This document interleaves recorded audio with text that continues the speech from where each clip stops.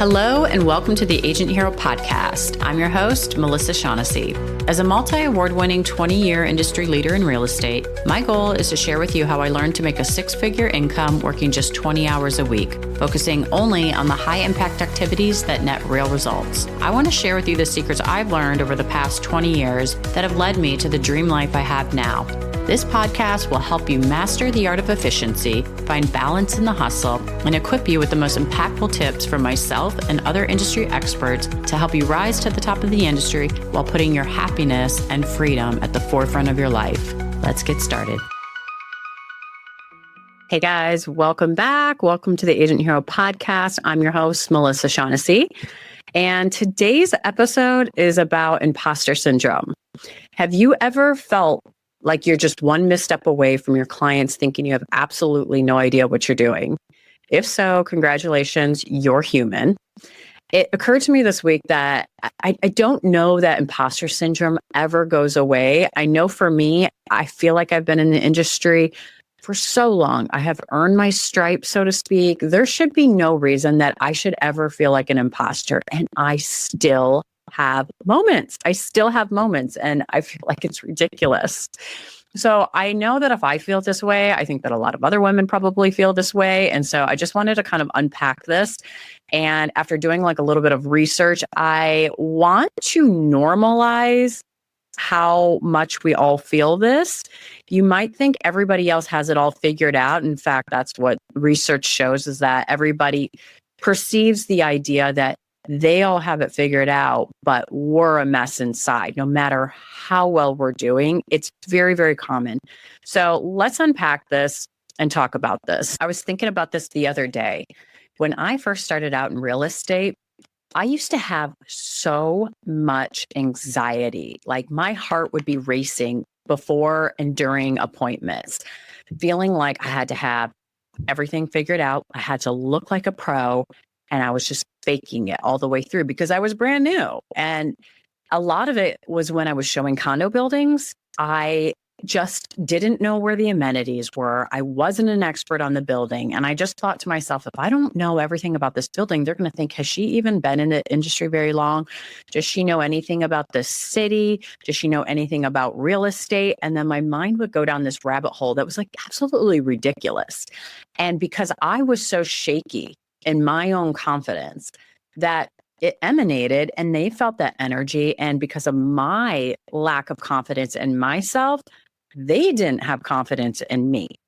I knew something had to change, and eventually it did. But I empathize with that feeling. And I think it's crazy because even now, I don't know how many condo buildings are in Atlanta, but I'm imagining hundreds. I have not been in every single one. I've been in the business for 20 years. I have not been in every single condo building. So I cannot possibly ever be an expert on all of them. And I think that just has to be okay. And it is okay at this point. But I just want to kind of normalize that as well, that no matter how long you've been in business, unless you're only doing one neighborhood and one condo building over and over and over, you're going to have new days each and every day. And by the way, thank God we're not living the same Groundhog's Day every day. But with that is going to come some of that trepidation or just feeling like we have to fake it sometimes, that unless we know that by the back of our hands, that then we're somehow not as great of an agent. And it's just kind of bullshit, guys.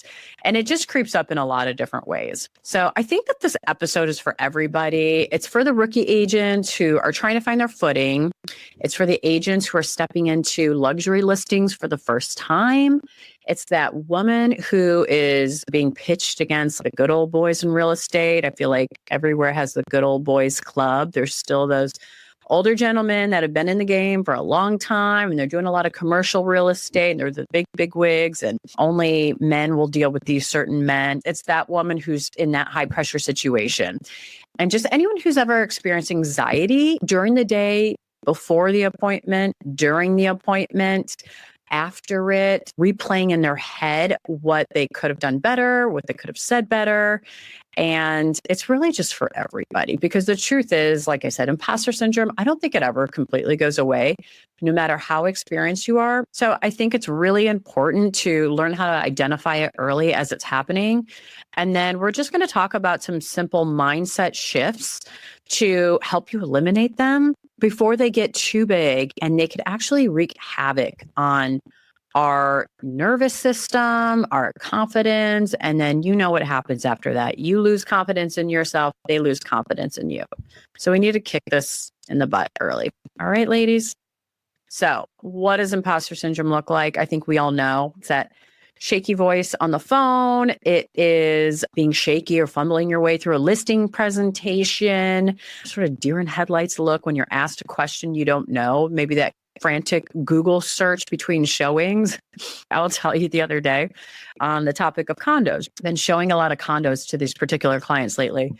And there's a billion buildings in the sky.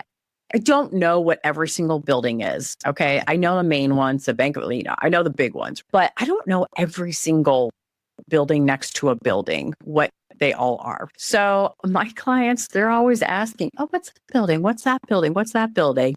And I'm always doing the frantic Google search on Google Maps. I'm like, that looks like it's the apartment building. Usually I'm identifying it correctly, but guess what?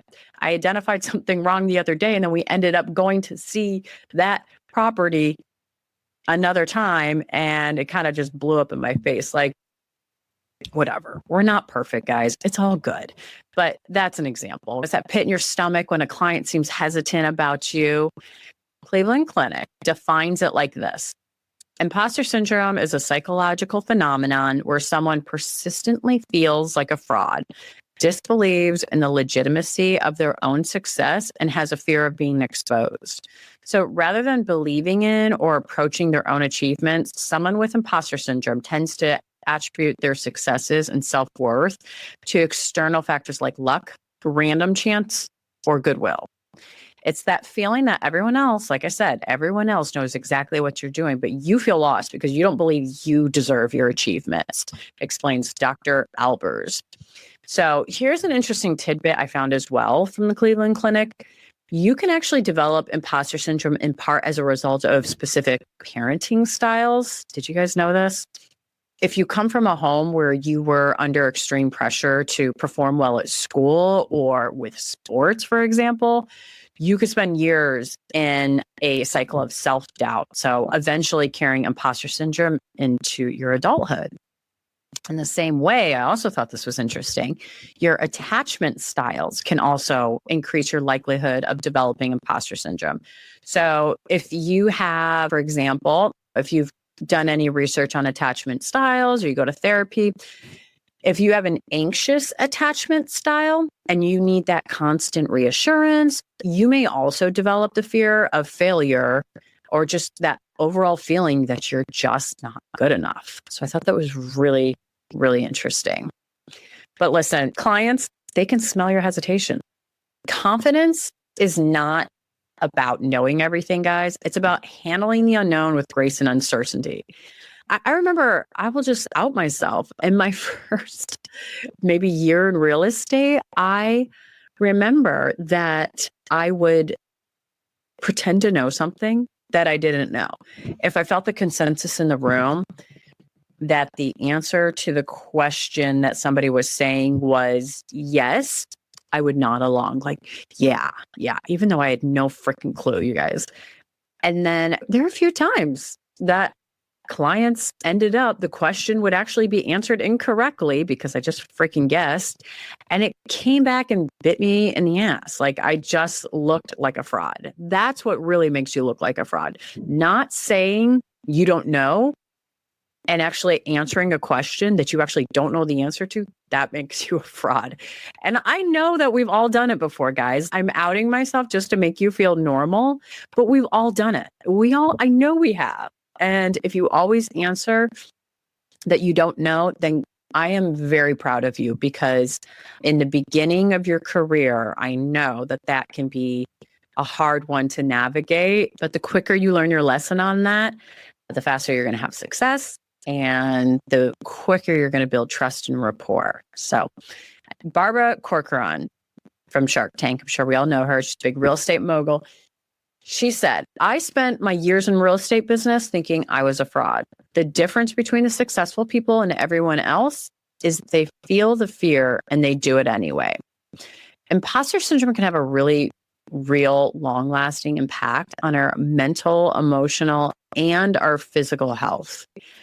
I mean, just think about it. When you're stressed out, like I know that my face breaks out. I just get rosacea and everything else, like when I'm stressed out and I don't feel good about myself. But there's definitely ways that you can stop it before it spins out of control. So let's talk about those. Here are 4 powerful strategies to overcome imposter syndrome. So the first strategy is prepare like a pro. So I learned very early on that I was not going to feel that way anymore, feel like an imposter, feel like I didn't know what I was doing. So I just made a habit of every time I was going to especially see a condo building, but also if it was just like an unfamiliar area and I was going to be going on 5 different showings in 5 different areas and I wanted to know what turns I was going to be making. I wanted to have it all figured out. So I would go and I would do a trial run before all my appointments. Again, especially with the condo building. So I would go in, it would be that day or the day before, and I would practice the parking. I would navigate where I was going out of the elevator, how to get to the front desk, and I would go see the unit. But honestly, seeing the unit was not as important as just navigating the whole building and looking like a pro in the building so I could give the appearance that I was an expert in the building. I knew exactly where to go. I'd been there a million times, which I hadn't. And I would even go as far as to make a connection with the concierge. So that's even better because what ends up happening is hey, Melissa, great to see you again. And you look like you're always in there. It's fantastic. It's a beautiful little strategy. So I loved doing that. I didn't love doing it, let's be real, but it was important that I made time to prepare like a pro. And I don't really do that these days because now I feel like I've overcome the confidence and I just know that I'm a good agent. So I'm fine if they don't think that I've been there a million times. So that's one way that I prepare like a pro. And then I'll also take it an extra step further. And before I go show a unit, I'll ask the listing agents, is there anything interesting or something about the building that I wouldn't know offhand that I can share with the clients?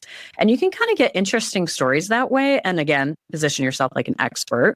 For example, a building I showed the other day, she said, well, Bernie Sanders, which if you don't know, he was the founder of Home Depot. He's an American billionaire.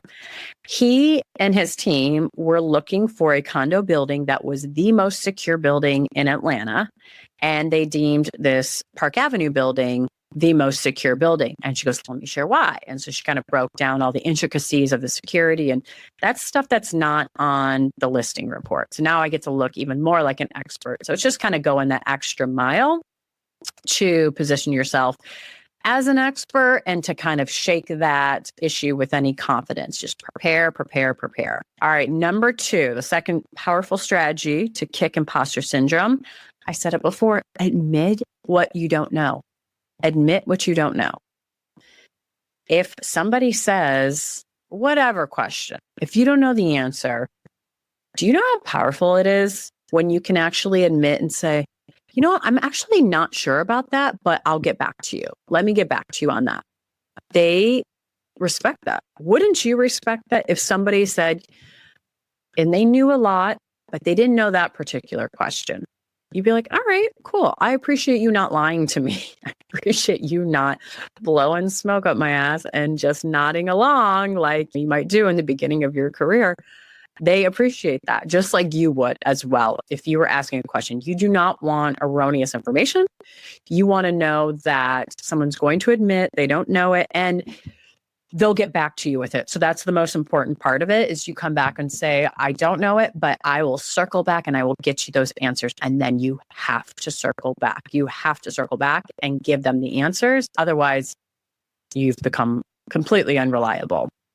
It's a really important part of it. So the third most powerful strategy, stop comparing yourself to others. This is one of the biggest reasons we have imposter syndrome right now in this world of this social media culture that we're in. This perception that everybody else has it all figured out. Everybody's life is perfect. Everybody knows what they're doing. Everybody's a pro. Everybody's gorgeous. Like, it's just, honestly, we all know it's all bullshit. It really is. Comparing yourself to somebody else's carefully curated social feed is a trap for feeling like you don't measure up. I've told this story before. I think it was in Mistakes to Avoid as a rookie agent, but I'll tell it to you in this reference here. This guy in my office, so I work for a luxury firm, and there's a lot of incredible agents who are absolutely killing it in the multi-million dollar market. And this guy, he has this whole thing where he pops bottles, he pops champagne, and he just looks like he's killing it. He's absolutely killing it. And I remember going up to him and saying, "You look like you're freaking killing it. Congratulations." And he goes, "I am not killing it at all." He goes, "I have no business. I have zero business." I was like, unbelievable. You look like you are absolutely rolling in money right now. He looked like his success was limitless. It was insane. He couldn't stop succeeding. Whatever. It was bullshit. And he was happy to laugh it off because I guess he felt comfortable telling me, but he was like, "It's all bullshit." He said, "I am dying out here. These interest rates are absolutely killing me." I'm like, okay. So social media, stop comparing yourself. You don't actually know what's going on out there. And definitely don't compare yourself to somebody who's been in the business for 10 or 20 years if you're only 1 or 2 years in. Because guess what? The agent who just got their license last week, they envy you. We're always hoping we could be further and further ahead, but there's other people who are wishing they're exactly where you are right now. And it just takes time. It just takes time. You can't compare yourself to somebody who's living a completely different life and has been doing something different that you have for the last 10 years. It's ridiculous. You will get there. So just ask yourself, are you trying to be a better person, a better version of yourself than you were last week or last month or a year ago? Do you continue to try no matter how many times you perceivably fail? Then, my friend, you are someone to be really proud of. You need to be proud of yourself. So stop comparing yourself to others. And the fourth strategy to dealing with imposter syndrome, knowing who the F you are, knowing who you are, knowing what you bring to the table and why you are such a good agent, why you got in the industry in the first place, and what you've done along the way to prove this. We tell ourselves these stories in our head. I'm not good enough. I'm not experienced enough. I don't know this, so I must be a failure. Somebody else would do this job better. It's all BS. And honestly, if you actually could separate the feelings from the facts, do you have any evidentiary support for what you're telling yourself in your brain? Probably not. You probably have evidence to support the exact opposite of why you're so amazing, how you make your clients feel, why you do such an incredible job, why they're lucky to have you. You have much more evidence of that. I know that you do. And so what I would do is, if you have any questions, if you have any insecurities about what you bring to the table, I want you to start taking note of your accomplishments. I want you to have a tangible reminder of your successes. Display your reviews, your testimonials, anything you got on Google, Zillow, even an email, little love note from a client that says, "I'm so grateful. Thank you so much for all you've done. You have been amazing. Me and my husband, we talk about at dinner how amazing you've been." Whatever, cut it out, put it on a cork board, have it in front of you so that you can remind yourself every day why you're so great. Take it a step further, write down a list of all the things that you're good at. Write it down. Write it down. It doesn't matter. Who cares if anybody sees it? And I would actually add that into your morning routine, as if you're doing morning affirmations, if you're envisioning your success and your goals, I want you to write down all the things that you're good at and start your freaking day every day that way. And it's going to do a world of wonder on your mindset. Trust me. So that evidence will definitely help you ground you in times of doubts. Lastly, and this is not one of the strategies, but talk to somebody. If your imposter syndrome is truly, truly eating at you and it's affecting you at your core, finding your tribe of girlfriends, talking to a supportive partner about it, being open and vulnerable about what you're going through, or finding a therapist. Sometimes a good chat with somebody who knows you and supports you can help you realize that your imposter feelings are not only normal, but also irrational. Find the people in your life that can help shine a mirror on your badass face and help you remember who the F you are. When all else fails, I want to help normalize this feeling of imposter syndrome for you and how common it actually is for almost all of us, especially women. So here's just a few quotes from highly successful women you would never think would share your self-limiting beliefs. Are you ready? Michelle Obama, former First Lady, says, I still have a little imposter syndrome that you're actually listening to me. It doesn't go away. That feeling that you shouldn't take me that seriously. What do I know? Okay.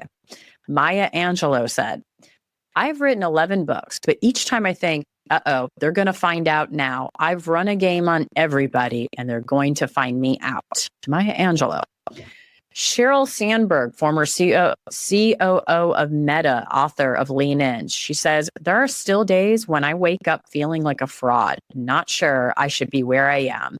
She said that on a TED Talk on why we have too few women leaders. Oprah Winfrey said, when I was on the Oprah show, I would think, they're going to find out I really don't know what I'm doing.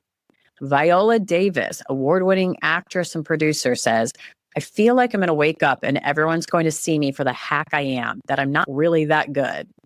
And Emma Watson, this one I thought was probably the most interesting. Actress, activist, UN ambassador said, it's almost like the better I do, the more my feeling of inadequacy actually increases because I'm just going any moment, someone's going to find out I'm a total fraud. So you can see how normal this feeling is and how we all experience it at some point, at some level during our career and in our personal lives, wherever it may show up. But you're amazing. I'm amazing. We're women. We're all amazing. So you're completely normal. You just have to believe in yourself. And leave the self-limiting beliefs behind because there's no evidence to support that you're actually a fraud. You're an amazing woman. You know that you are. And if you can't figure that out, I want you to write down everything that you're amazing at and say it to yourself every single day. Repeat it and kick that nasty habit. All right. No one starts out as an expert. The best realtors are just the ones that keep going, keep showing up, commit to learning and being the best that they can be and believing in themselves. Your clients don't need you to be perfect. They just need you to be you. So I hope this episode was helpful for you. And if this episode resonates with you, I'd love to hear from you in the DMs. You can reach out to me at any of my socials, Instagram and TikTok are where I show up most. I am the Agent Hero across all platforms. I hope you guys have a great week ahead and we'll see you on the next one. Bye-bye. Thanks for tuning in to the Agent Hero podcast. Together, we're redefining real estate success. I hope you're feeling more informed and inspired after today's episode. Be sure to subscribe to the show and connect with me on social media. I am the Agent Hero across all platforms. See you next time.